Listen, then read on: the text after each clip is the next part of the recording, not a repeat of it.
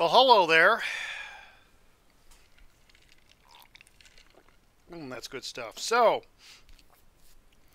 a little bit later today, I'm planning to do some streaming with some folks for Stack Up's Call to Arms, and I'm wearing my Stack Up uh, thingy on my wrist right now, wrist bracelet.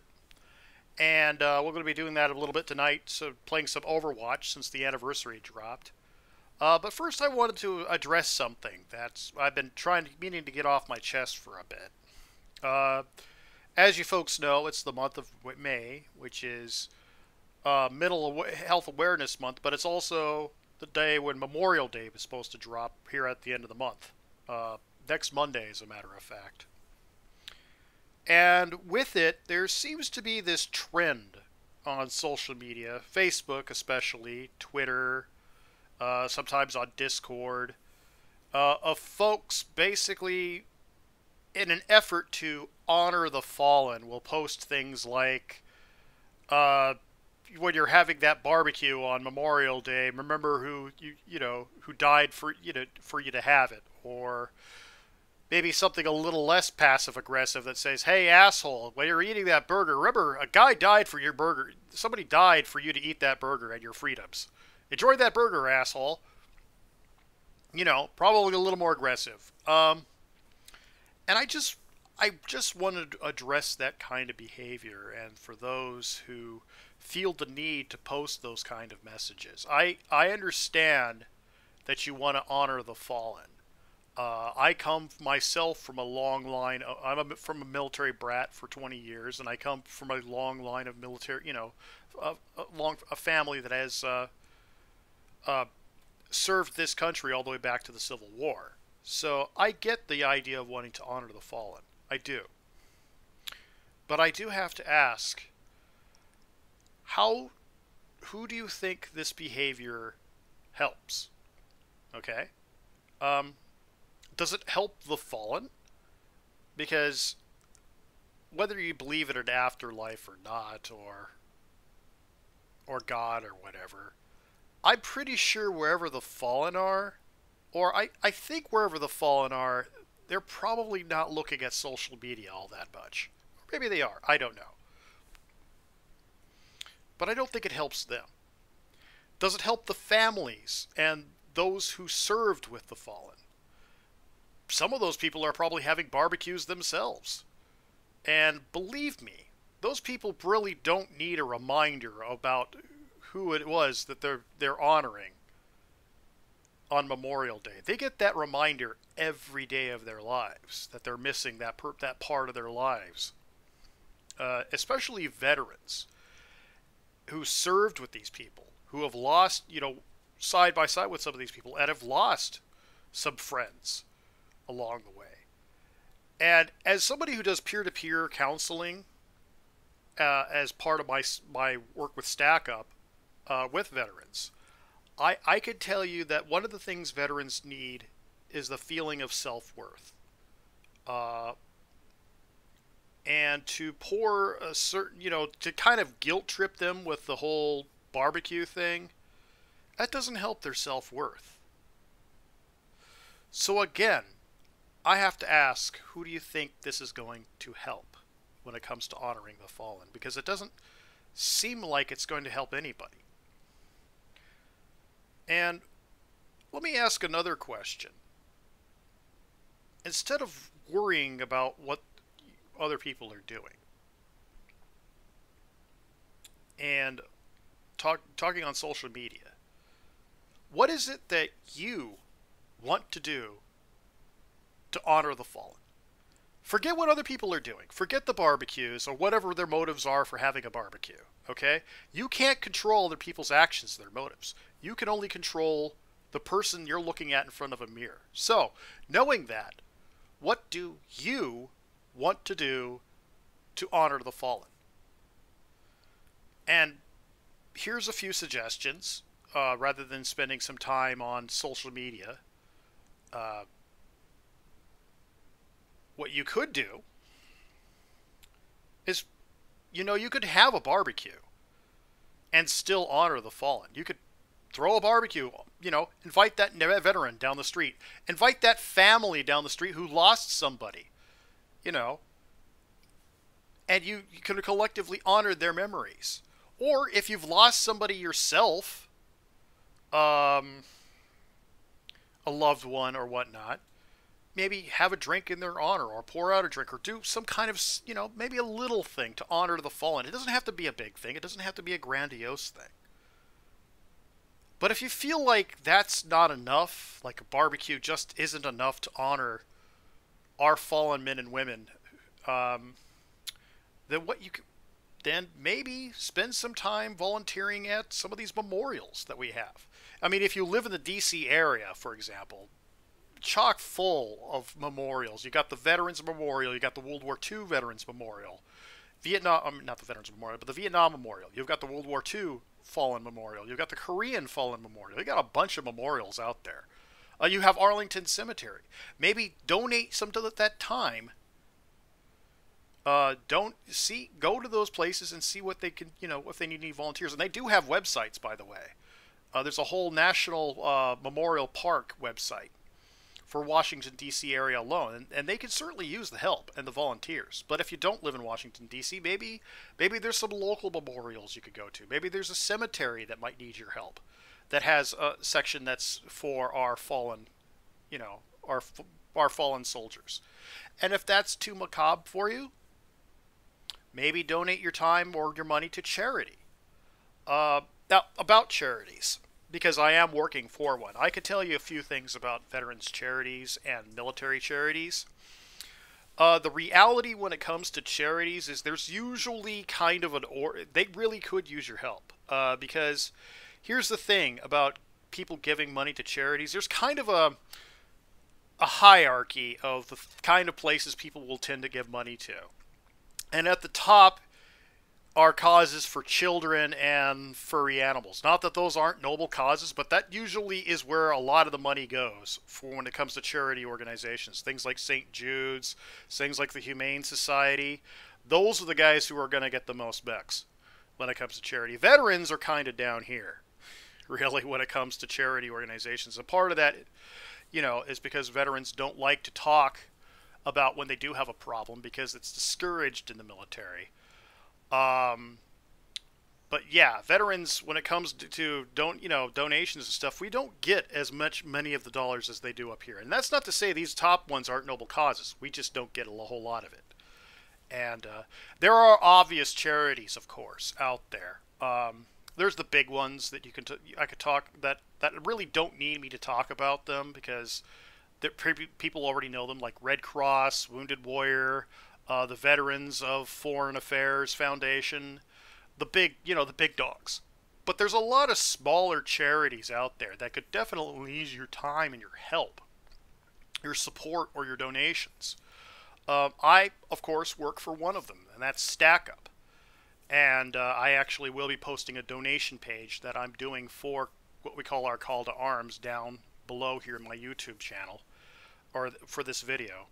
And what we do is we try to help servicemen and veterans through the power of gaming and building a gaming community. Now, I know that's video games, or that might sound silly to some of you, but keep in mind that a lot of the guys going back as far as Desert Storm and Desert Shield grew up with Nintendo consoles in their living room. Like a lot of the NCOs and officers probably had a Nintendo console in their living room. A lot of the kids who volunteered at 18 years old at Desert Storm probably had a PlayStation or a PlayStation 2 in their living room.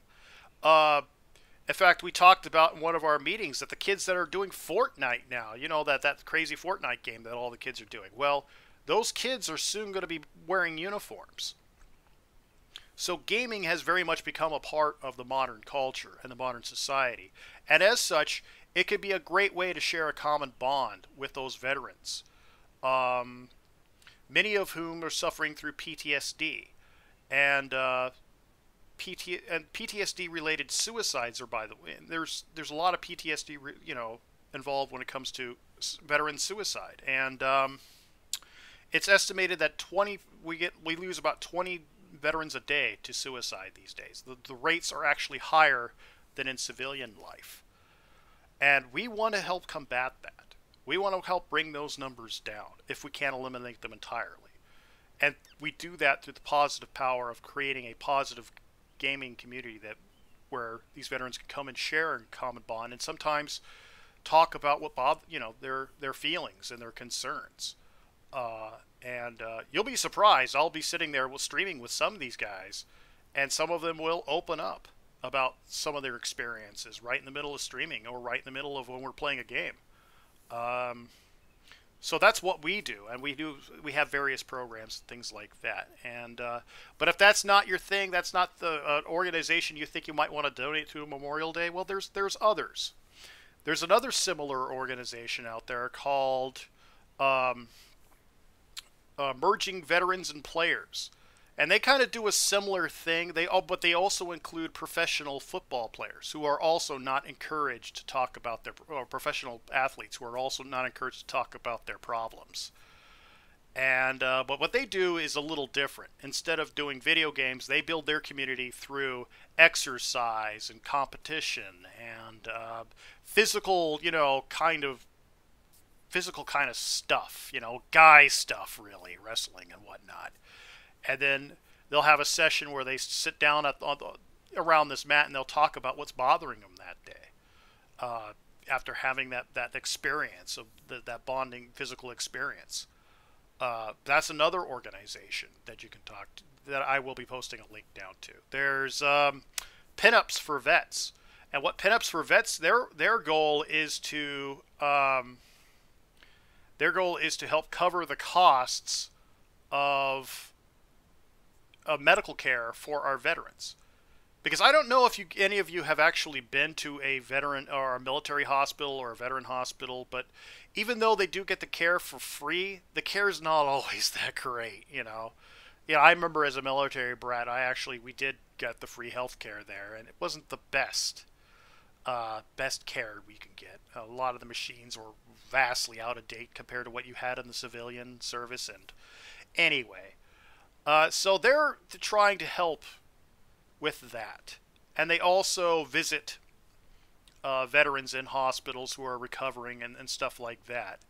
And some of the ways they help do that is by getting, selling calendars, pinup calendars. Now, these are like when I say pinup calendars, I'm talking about they're doing the sort of retro 1940s type calendars. It's not swimsuit calendars, guys. It's kind of along those lines. If you go to the website, you can see what they're like. They're not swimsuit calendars or anything like that. It's more like summer dresses, like the retro style summer dresses. You'll see what I mean when you go to their site and what they do. But that's another cause you can donate to or your time to. Or if you're looking at something that's closer to home, there's a couple of other organizations. There's the Children for Fallen Patriots Foundation, and their goal is to provide grants and scholarships to children who have lost a loved one or lost a parent in the line of duty. Because not only is that an emotional weight for a family, it's also a financial one. And some of these kids won't get that opportunity with that parent gone, will not get that opportunity to go to college. And this is what that organization wants to help provide. And of course, last but not least, there's also Military Families United. And they want to help honor our fallen and those who serve and provide services for those families. They also do what's called the Gold Star Registry, and that is a database of all of our fallen. Electronic that you can go online and look at to, honor all of those that we've lost in the line of duty. And that's another noble cause. In fact, those are two very specific organizations you can look at when it comes to Memorial Day. And like I said, there's mine, there's those, and then there's those four. And I could go on about all the different organizations that are out there. I just don't have the time, to look at all of them at the top of my head. But there's 5 of them that are all worthy causes that you could look into when it comes to donating your time or money during Memorial Day. And you don't have to donate that much. I know some people, you don't have to worry about writing like $100 check or $1,000 check to these organizations. Steve Machina, who's our boss, CEO of Stack Up, and I probably screwed up his last name because I never use it. I always call him Steve or boss. Sorry, Steve, if you're watching this, but he has a saying. When it comes to donations, if he had a choice, he would rather get $1 donations from 1 million people than $1 million donation from one person. And there, and because that shows there's 1 million people out there who care about what we do and understand our message. So you could donate as much as $1, you could donate as much as $2, and then tell your friends about the organization that you're donating to, and have, you don't have to donate that much. Maybe just a single, a couple dollars, or maybe just, that cup of coffee for the day. That's all you have to donate. You don't have to be like a major philanthropist. We're not asking you to donate billions of dollars to these organizations. But there's that. And if you can't do that, maybe you could donate your time. So what I'm trying to say here is, what do you want to do? Okay? Not worry about what others are going to do on Memorial Day, but come up with a plan of what you want to do for this Memorial Day and do it. And like I said, you could do a barbecue. You could donate your time to some of these memorials. You could donate some of the time to charities. Try doing that, because it's a lot easier. Sure, it's easy to break people down, but it's a lot more constructive and I think more rewarding to build people up. So anyway, that's all I wanted to talk about. That's all I wanted to get off my chest. I will be posting all of those charities down below, so if you want to reach them and take a look and see what they're about. And cheers.